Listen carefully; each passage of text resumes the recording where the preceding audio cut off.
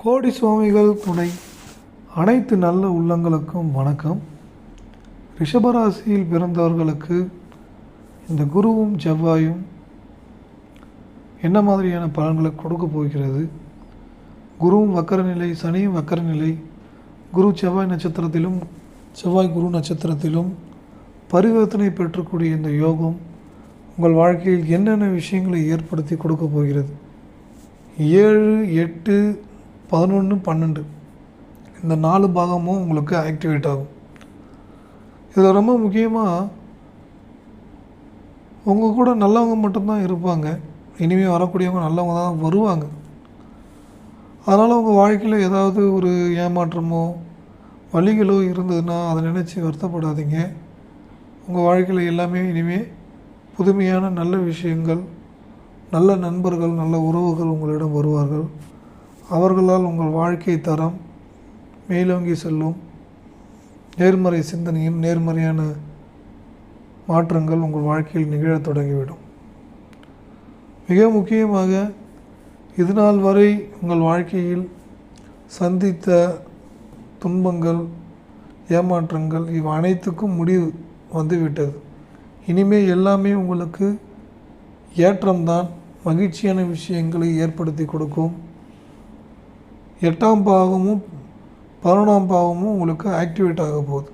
இது 8ஆம் பாவன்றது court case, வம்பு வழக்கு சம்பந்தமான விஷயம் எல்லாமே உங்களுக்கு சாதகமாக அமைத்து கொடுக்க போகிறது. இந்த கோர்ட்டு கேஸு, வம்பு வழக்கு, தடைகள், போராட்டங்கள் இது எல்லாமே முடிவுக்கு வந்து தெளிவான பாதைக்குள் நீங்கள் செல்லக்கூடிய சூழ்நிலை வந்துவிடும்.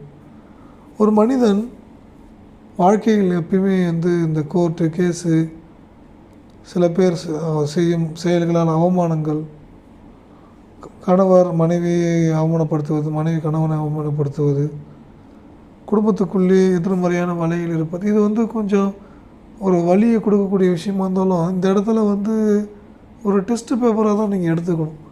இங்கே வலி, வேதனை யாரும் எது கொடுத்தாலும் அதை ஏற்றுக்கொள்ளக்கூடிய மனநிலை, முழுமையாக ஏற்றுக்கொள்ள வேண்டும் என்ற அவசியம் இல்லை.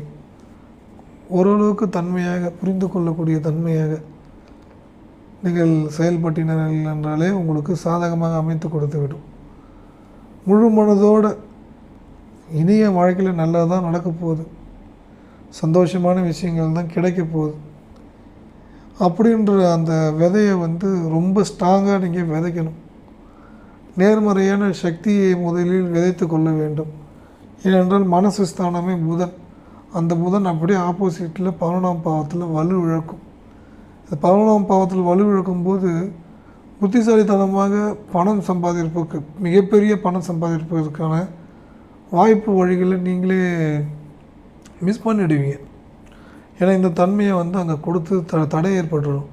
அதனால தான் மிகப்பெரிய நம்பர்ஸ் கிடைச்சாலும் அது நிலைக்காத தன்மையை கொடுக்குது, அல்லது நீங்கள் அனுபவிக்க முடியாத தன்மையை கொடுத்துட்ருக்கு.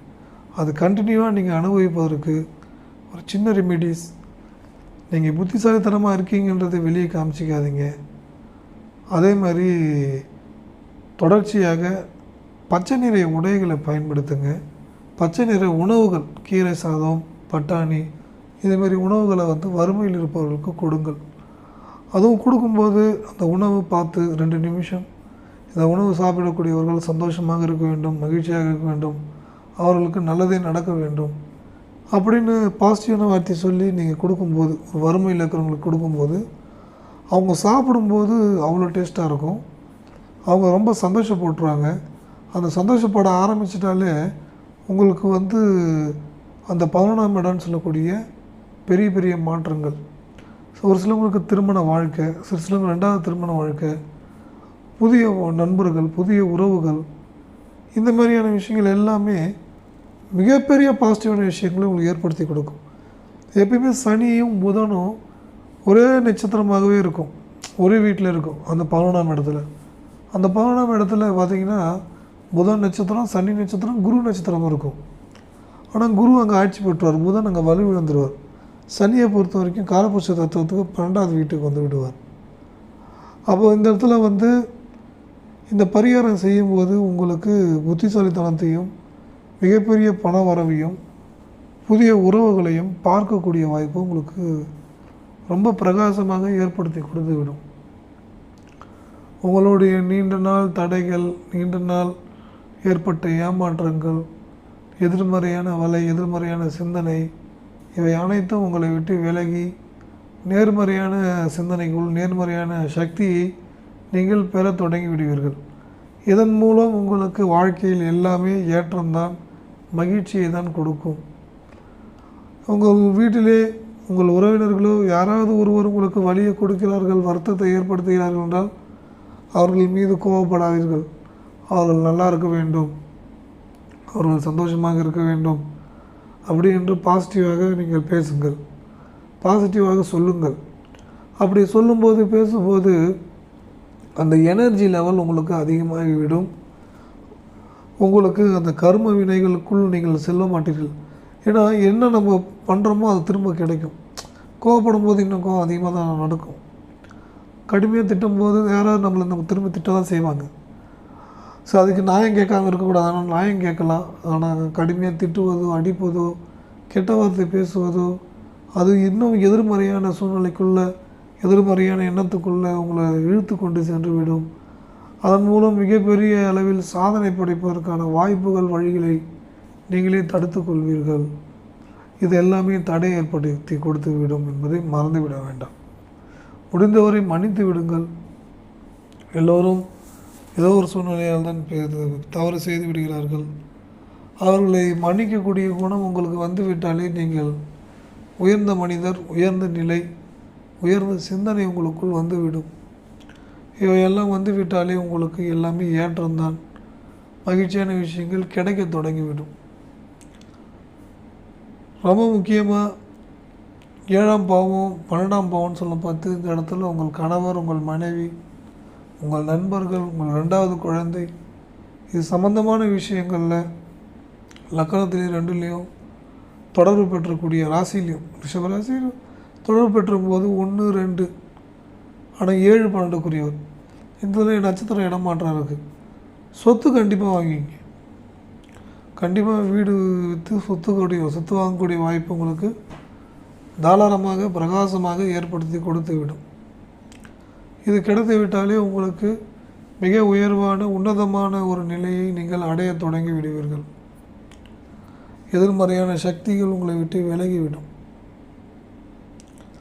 இந்த இடத்துல சொத்துக்கள் வருகிறது என்று சொல்லும்போது இந்த இடத்துல பாசிட்டிவான விஷயங்களில் சாம்பார் சாதத்தை அன்னதானமாக கொடுங்கள். வியாழக்கிழமை குரு, செவ்வாய்க்கிழமை பீட்ரூட் சாதத்தை தானமாக கொடுங்கள். இந்த 2 பரிகாரம் செய்யும்போது உங்களுடைய கோபமும், உங்களுக்கு ஏற்படக்கூடிய அவமானங்களும், தடைகளும் உங்களுக்கு நிவர்த்தி செய்து தெளிவான பாதைக்குள் உங்களை கொண்டு செல்லும். தெளிவான பாதைக்குள்ளே சென்று விட்டார்களே 8ஆம் இடம், 11ஆம் இடம், 7ஆம் இடம், 12ஆம் இடம் எல்லாமே உங்களுக்கு பாசிட்டிவில் ஆக்டிவேட் ஆகிவிடும். 7ஆம் இடம்ன்றது திருமண வாழ்க்கை, நண்பர்கள், நல்ல உறவுகள், இதெல்லாம் உங்களுக்கு புதுமையாக நல்ல நல்ல விஷயத்தை கொடுப்பதாக இருக்கும். அதே 12ஆம் இடத்தை எடுத்துக்கொண்டீர்கள் என்றால் நீங்கள் வெளிநாட்டு வாழ்க்கை, வெளிநாட்டுக்கு செல்வதற்கு திட்டமிட்டிருப்பீர்கள். அது எல்லாமே உங்களுக்கு சிறப்பாக அமைத்து கொடுத்து விடும். ரொம்ப ரொம்ப எதிர்மறையான மனிதர்கள், எதிர்மறையான சக்தி உங்களை விட்டு முழுமையாக விலகிவிடும். நேர்மறையான மனிதர்கள், நேர்மறையான சக்தி உங்களிடம் அபரிவிதமாக வந்து கொண்டே இருக்கும். அதன் மூலம் உங்கள் வாழ்க்கையில் ஏற்றத்தை நோக்கியும், அடுத்த கட்டத்தை நோக்கியும், உயர்வான வாழ்க்கையை நோக்கியும் நீங்கள் செல்லக்கூடிய வாய்ப்பு உண்டாகும். அப்புறம் எப்படி எல்லாமே பாசிட்டிவ் தான், எல்லாமே ஏற்றம்தான், எல்லாமே மகிழ்ச்சியான விஷயந்தான் உங்கள் வாழ்க்கையில் நடக்கும். யாராவது சுற்றி இருக்கிறவங்க ஏதாவது ஒன்று சொல்கிறாங்கன்னு உடனே கோவப்பட்டுறாதீங்க. யாராவது பேசுகிறாங்க, அவங்க நல்லா இருக்கட்டும்னு சொல்லுங்கள். அவங்க நல்லா இருக்கட்டும், அவங்க சந்தோஷமாக இருக்கட்டும் அப்படி சொல்லுங்கள். அப்படி சொல்லும்போது உங்களுக்கு நல்ல நல்ல விஷயங்கள் தான் ஏற்படும். அதை விட்டுட்டு அவர்களிடம் கோவப்படும் போது உங்களுடைய பாசிட்டிவ் எனர்ஜி ஃபுல்லாக அவங்க மேலே போயிடும், அவங்கள்ட்ட போயிடும். அந்த பாசிட்டிவ் எனர்ஜி அவங்கள்ட்ட போயிடுச்சுனாலே உங்களுக்கு உங்கள் வாழ்க்கையில் அடுத்த கட்டத்தை நோக்கி போகிறதுக்கு தடை நீங்களே ஏற்படுத்திப்பீங்க. ஏன்னா எனர்ஜி இருக்கிற வரைக்கும் தான் உங்கள் வாழ்க்கையில் நீங்கள் வெற்றி அடைய முடியும். எனர்ஜி உங்களை விட்டு போயிடுச்சுன்னா அதுக்கப்புறம் தடை தான் அதிகமாக ஏற்படுத்தி கொண்டே இருக்கும். அந்த தடை எல்லாமே உங்கள் வாழ்க்கையில் மிகப்பெரிய சாதனை படைப்பதற்கு, நீங்கள் எவ்வளோ முயற்சி பண்ணியிருந்தீங்களோ அத்தனையுமே நீங்களே தடை ஏற்படுத்திக்கிற மாதிரி. அதனால் கோவப்படாதீங்க, கெட்ட வார்த்தை பேசிடாதீங்க, எதிர்மறையான எண்ணத்துக்குள்ளே விதைச்சிடாதீங்க. இனிமேல் உங்கள் வாழ்க்கையில் எல்லாமே ஏற்றம்தான், மகிழ்ச்சியான விஷயங்கள் தான், மிக உயர்வான வாழ்க்கை தான் அமையப் போகிறது. நல்ல மனிதர்கள், நல்ல உறவுகள் எல்லாமே ப்ளஸ்ஸாகவே அமைஞ்சிக்கிட்டே இருக்கும். நல்லதே நடந்துகிட்ருக்கும். எல்லாமே நல்ல விஷயங்கள் கிடைச்சிக்கிட்டே இருக்கும். நேர்மறை சக்தி அதிகமாக உங்களுக்கு வர தொடங்கிவிடும். அதன் வந்துச்சுனாலே அதுக்கப்புறம் உங்களை பாருங்கள், எல்லாமே உயர்வான வாழ்க்கை தான் அமையும். பரிபூர்ணமாக மகிழ்ச்சியான மனநிலையோடு நீங்கள் சாம்பார் சாதத்தையும் பீட்ரூட் சாதத்தையும் அன்னதானமாக கொடுங்கள்.